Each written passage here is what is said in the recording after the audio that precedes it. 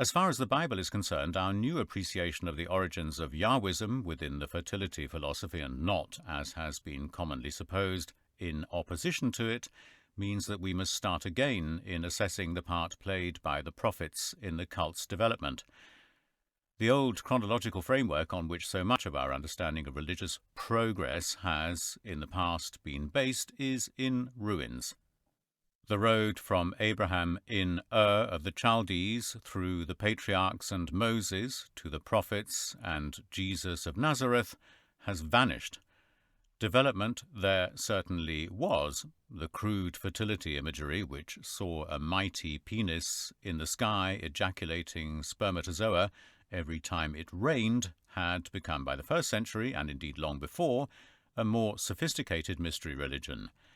The remote phallic deity in the heavens could now be apprehended by the believer in possession of the secrets of the drug plants and fungi. For the first time, we can begin to understand the precise reference of some of the prophetic utterances about contemporary Yahwism. We have noticed a few instances, particularly in the book of Isaiah, where fresh light has been thrown on the place of the cultic prostitute in the local religious practices and the nature of the gardens that she tended. In such places, the prophet seems utterly opposed to the mushroom cult.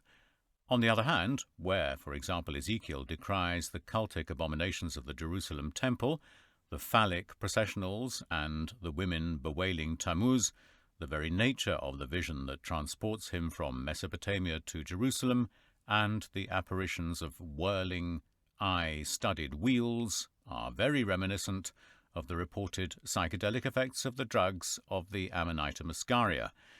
Furthermore, the worship of the sacred fungus, as we can now appreciate, was an essential part of the oldest Hebrew heritage. Many of the patriarchal legends and names are based on mushroom imagery and nomenclature. As we saw, mushroom worship, by its own extreme nature, its fanaticism and bouts of uncontrolled frenzy, bred its own opposition among normal people. More balanced religionists condemned these aspects of the cult, and the Old Testament records successive attempts by kings and prophets to purge its abominations from the land.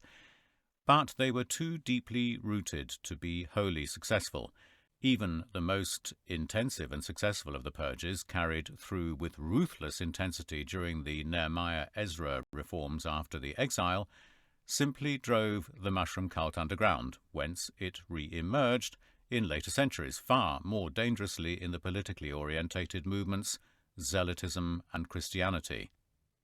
We must abandon, then, any oversimplification of the religious picture presented by the Old Testament.